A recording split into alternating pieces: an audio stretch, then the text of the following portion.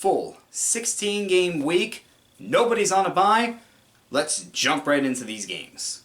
Alright, our Thursday night game is going to be KC taking on the Chargers. KC, they've gotten red hot right now. Their defense is stepping up, making plays. For the Chargers, they are in position to get a wildcard spot. They got to keep winning games.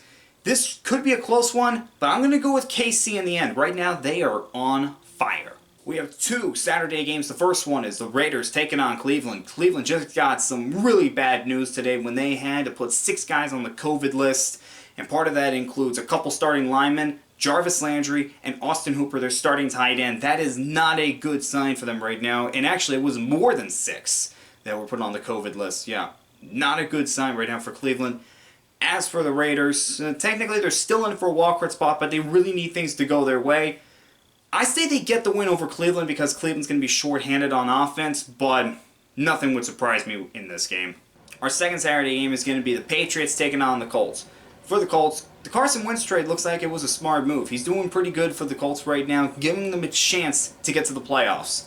Meanwhile, for the Patriots, they're on fire right now. They are in position to fight for the #1 seed in the AFC, and I'm going to go with them over the Colts. Dallas taking on the Giants. For Dallas, they are in prime position to win the NFC East. Meanwhile, for the Giants, they've had some moments this year, but it's mostly been a down season for them. Give me the Cowboys. Houston taking on Jacksonville, two of the worst teams in the NFL. I do not want to talk about this game anymore. Just give me Jacksonville because they're the home team. I am moving on from this. Tennessee taking on Pittsburgh. Sometimes when these two teams play, it's a physical game, and I don't expect anything different. I'm going to go with Tennessee on this one. Even without Derrick Henry, they are still playing good football.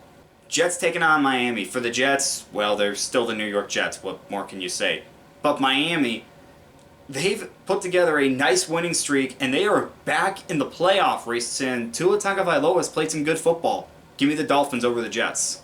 Washington taking on Philadelphia. This one's a little bit of a tough one, but in the end, I'm going to go with Philadelphia. They're coming off a bye. Arizona taking on Detroit. For Arizona, this game could not have come at a better time. Lost Monday night to the Rams, and now they face off against Detroit that's won one game all year. Give me the Cardinals. Carolina taking on Buffalo. Both these teams are fighting for a wild card spot right now, and I'm going to go with Buffalo on this one. Cincinnati taking on Denver. Both of these teams are 7-6 right now. Both these teams fighting for a playoff spot. For Cincinnati, they're still in it for the AFC North title. I'm going to go with Cincinnati over Denver on this one. Atlanta taking on San Francisco. These are two other teams that are fighting for a wild card spot. I'm going to go with San Fran on this one. Seattle taking on the Rams.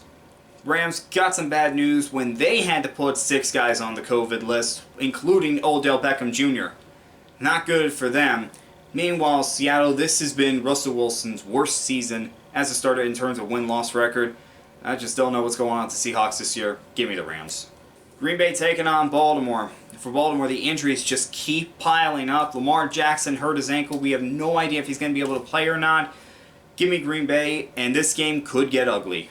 New Orleans taking on Tampa Bay. New Orleans is another team that's just been hit with injury after injury after injury, especially when Jameis Winston got hurt. As for Tampa Bay, they are heating up right now. They are definitely Super Bowl contenders. I'm picking them over the Saints. And our Monday night game is going to be Minnesota taking on Chicago. For Minnesota, it's just been a season of late game collapses. That's just what it's been all year long for them.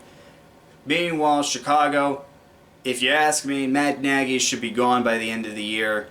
It's just not looking good for them right now. Give me Minnesota over Chicago. Alright guys, those were my picks for Week 15, and I will see you next time.